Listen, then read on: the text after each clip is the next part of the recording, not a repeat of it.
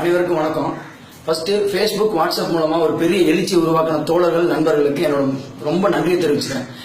நாங்க இப்பதான் மெரினால வர்றோம். ஆனா மெரினால உண்மை என்ன நடந்துச்சுங்கிறத காமிக்கிறதுக்கு எந்த மீடியாவும் தயாரில்ல, யாரும் தயாரில்ல. இவங்க மெரினா பீச் நடந்தது வேற, இவங்க மீடியால காமிச்சது வேற. ஆக்சுவலா மெரினால என்ன நடந்துச்சுன்னா, போராட்டம் எப்பவும் போல போயிட்டு இருந்துச்சு. என்ன இன்னைக்கு திங்கக்கிழமை அப்படிங்கறதுனால மெரினால ஐடில வேலை பார்க்கறவங்க, பெரிய பெரிய கம்பெனில வேலை பார்க்கறவங்க வராதனால கூட்டம் கொஞ்சம் கம்மியா இருந்துச்சு. இருந்தாலும் கொஞ்சம் பதட்டமாவே இருந்துச்சு. எதுவும் பண்ணிடுவாங்களா, நேற்று வேற 4 பேரை வந்து பேட்டி கொடுத்து போயிருக்காங்க. அதுல இருந்து கொஞ்சம் ஒரு பரபரப்பான சூழ்நிலை இருந்துட்டே தான் இருந்துச்சு. காலையில 6 மணி இருக்கும், போலீஸ் இது மாதிரி ஆர்டர் காப்பி, ஏதாவது அவசர சட்டம் போடணும்னு சொன்னாங்களா, அவர் ஆர்டர் காப்பி கொடுத்தாங்க. அந்த ஆர்டர் காப்பி நீங்க பாருங்க, ஆர்டர் காப்பி வந்துருச்சு, இதோட நீங்க போராட்டத்தை விட்டுருங்கன்னு சொன்னாங்க. நாங்க எங்க கூட்டத்துல, எங்க போராட்டத்துல இருந்த ஒரு லாயரை கூப்பிட்டு, இது ஆர்டர் காப்பி கரெக்டா பாருங்க, இதுல போட்டுருக்க சட்டம் எல்லாம் கரெக்டா இருந்தா பாருங்க, கரெக்டா தான் நாங்க விளைக்கிறோம்னு சொல்லி சொன்னோம்.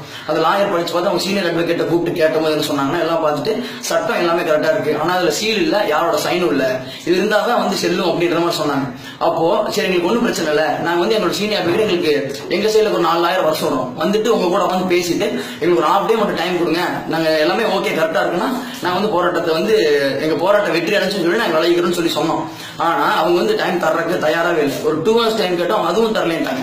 சரி, நாங்க பேசிட்டு இருக்கும்போது ரொம்ப தாழ்மையா தான் கேட்டோம், ஒரு 2 மணி நேரம் டைம் கொடுங்க, இது ஆர்டர் காப்பி உண்மை, எங்க போராட்டம் உண்மையா வெற்றி அடைஞ்சிருச்சு அப்படின்னா எங்க போராட்ட வெற்றியோட நாங்க முடிச்சுக்கிறோம் அப்படின்னு சொல்லி சொன்னோம். நாங்க பேசிட்டு இருக்க தாழ்மையோட பேசிட்டு இருக்க போராட்டத்தில் உட்கார்ந்த இளைஞர்கள், தோழர்கள் எல்லாத்தையுமே போலீஸ் புடிச்சு கையை பிடிச்சி வெளியே வீசிட்டே இருந்தாங்க. வெளியே வீசும்போது, ஐயா இருங்க, நான் ஒரு 2 மணி நேரம் டைம் கொடுங்க, நான் முடிச்சோம் சொல்ல கேட்கவே இல்லை. உள்ள கர்ப்பிணி பெண்கள் இருக்காங்க, கை குழந்தைகள் இருக்காங்க, வயசானவங்க இருக்காங்க, பெண் தோழர்கள் இருக்காங்க, வேணா கொஞ்சம் பொறுமையா இருக்குன்னு சொல்ல கேட்கவே இல்லை. இருந்தாலும் அவங்க ஆட்டோமேட்டிக்கா தடியை நடத்த ஆரம்பிச்சிட்டாங்க. நாங்க இன்னும் மனித சங்கிலி போட்டோம். பெண்கள், கர்ப்பிணி பெண்கள், குழந்தைகள் எல்லாத்தையும் சூழ்ந்து நாங்க இளைஞர்கள் மனித சங்கிலி போட்டோம். இருந்தாலும் எங்களை எல்லாம் பிடிச்சி இழுத்தாங்க. நாங்க விடல, முடிஞ்சு தடியடிய கொஞ்சம் தடுக்கிறதுக்காக நாங்க தேசிய கீதம் பாடணும், வந்தே மாதரம் பாடணும், எதையும் அவங்க பொருட்படுத்தவே இல்லை. ஒரு செகண்ட் கூட நிக்கல. அவங்க என்னன்னா எங்களை வெளியே தள்ளணும், பிடிச்சி இழுக்கணும், வெளியே தள்ளணும். போராட்டத்தை எங்கேயோ பின்னாடி யாரும் சொல்லிட்டாங்க, போராட்டத்தை முடிச்சுடுங்கடா, இவங்க விடக்கூடாது, இனிமேல் விட்டோம்னா இந்த பிரச்சனையும் விட்டாங்க. விவசாய பிரச்சனைக்கு போராடுவானுங்க, தண்ணி பிரச்சனைக்கு போராடுவானுங்க, நாட்டுல கார்பரேட்டர் துரத்துறதுக்கு போராடுவானுங்க, எந்த பிரச்சனை போராடுவானுங்க. இவங்க விடக்கூடாது பின்னாடி யாரும் ஏவி விட்டுருக்காங்க. அதனால போராட்டத்தை கலைக்கிறமான வேலை மட்டும்தான் பாட்டு இருந்தாங்க. இருந்தாலும் நான் போராட்டத்தை கைவிடல.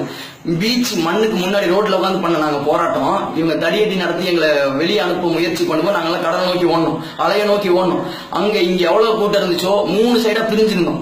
3 சைடு சேர்ந்து ஒரே கூட்டமா மிகப்பெரிய போராட்டமா நடத்திட்டு இருந்தோம். இவங்க தடியடி நடத்த தடுக்கிறதுக்காக நாங்க எல்லாம் கடல் நோக்கி ஓடணும். மேலும் எங்க மேல தடியடி நடத்தினீங்கன்னா கடலுக்குள்ள இறங்குவோம் அப்படின்னு சொல்லி நாங்க மிரட்டணும். இருந்தாலும் அவங்க விடல. யாரெல்லாம் கையில கிடக்குறாங்களோ தடியை நடத்தினாங்க.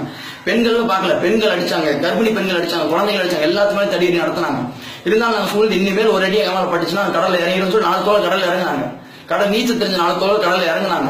அதுக்கப்புறம் தான் அவங்க பின்வாங்கினாங்க. தவிர மேலும் அந்த போராட்டம் வாட்ஸ்அப், பேஸ்புக் மூலமா வெளியே போச்சு. இப்பெல்லாம் தடியை நடத்துறாங்க. ஆனா மீடியா என்ன சொன்னாங்க, போலீஸ் வலியுறுத்தி கேட்டாங்க, போராட்டக்காரங்க ஒத்துழைக்கல, அதனால கொஞ்சம் ஓவரா பேசினாங்க, அதனாலதான் போலீஸ் தடியடி போட்டாங்க. ஆனா அத்தனை போய் போலீஸ் தடியடி அடிச்சனாலதான் கடைசி வரைக்கும் தாழ்மையா தான் இருந்தோம். இருந்தாலும் நாங்க வாட்ஸ்அப், பேஸ்புக் மூலம் நடந்ததெல்லாம் வெளியே சொன்னோம். மீடியா இருக்கிறது வேற, நாங்க சொன்னது உண்மை சொன்னதை கேட்டு அங்கிருந்த தோழர்கள், இளைஞர்கள் கொந்தளிச்சு வந்தாங்க. எங்க பிளாக் பண்ணாங்க, மெரினா பீச் 1 கிலோமீட்டர் முன்னாடியே பேரிகேட் அடிச்சு பிளாக் பண்ணாங்க. போலீஸ் அங்கங்க இருந்து பிளாக் பண்ணாங்க. இருந்தாலும் அந்த தடைகளையும் தாண்டி பட்டணம் பார்க்கும், ட்ரிப்ளிகேன் எங்கெங்க இருந்தோ கடலோரமா வந்துட்டு இருந்தோம். அப்பயும் கூட்டம் நிறைய சேர்ந்துருச்சு. திரும்பி பார்க்குற போட்ல இருந்து வந்தாங்க தோழர்கள், மீனவ தோழர்கள். போட்ல இருந்து கருப்பு கொடி கட்டிட்டு வெயிட் பண்ணுங்க தோழர், உங்களுக்கு தண்ணி சாப்பாடுலாம் வருதுன்னு சொல்லி அவங்க வந்தாங்க. ரொம்ப சந்தோஷமா இருந்துச்சு. இருந்தும் பயங்கர கூட்டம். போலீஸ் ஒரு கடைசி இவ்வளவுதான் இருந்தாங்க, நாங்க இவ்வளவு இருந்தோம். ரொம்ப சந்தோஷம். இருந்தாலும் எங்க போராட்டம் வெற்றி தான். ஆனா இந்த நீங்க வெற்றி பெற்றுட்டீங்கன்னு ஓப்பனா சொல்றதுக்கே இவ்வளவு யோசிக்கிறாங்களே, அப்ப இதுல ஏதோ ஒரு பெரிய சூழ்ச்சி இருக்குது. ஆனா என்னன்னு தெரியல. ஆனா மாணவர்களுக்கு அரசியல் தெரியல. இந்த போராட்டத்தில் அரசியல் தெரிஞ்சுட்டாங்க, கெட்ட அரசியல் நல்ல அரசியல் எல்லாமே தெரிஞ்சுட்டாங்க. இதோட எங்க போராட்டம் முடிய போகுது. விவசாய போராட்டத்தில் களம் இறங்குவோம். வெறும் வாட்ஸ்அப், பேஸ்புக்ல வெட்டியா யூஸ் பண்ண சொன்னீங்களா, எங்க வாட்ஸ்அப், பேஸ்புக் தான் எவ்வளவு பெரிய எழுச்சி உருவானதுக்கு காரணம். இதோட எங்க போராட்டம் முடியாது. விவசாய பிரச்சனைக்கு போராடுவோம், தண்ணி பிரச்சனைக்கு போராடுவோம், அடிப்படை தேவைகளுக்கு போராடுவோம், நாட்டு நடக்கிற அக்கிரமம் எல்லாத்தையும் எதிர்த்து போராடுவோம். இதோட எங்க போராட்ட முடியாது. இது நாங்க எச்சரிக்கையா எடுத்துக்கிட்டாலும் சரி, எங்களோட அறிவிப்பா எடுத்துக்கிட்டாலும் சரி, நாங்க ஆன்லைன்லயோ எதுலயோ போராட்டம் பண்ணிக்கிட்டே தான் இருப்போம். முடிஞ்சதை பண்ணுங்க.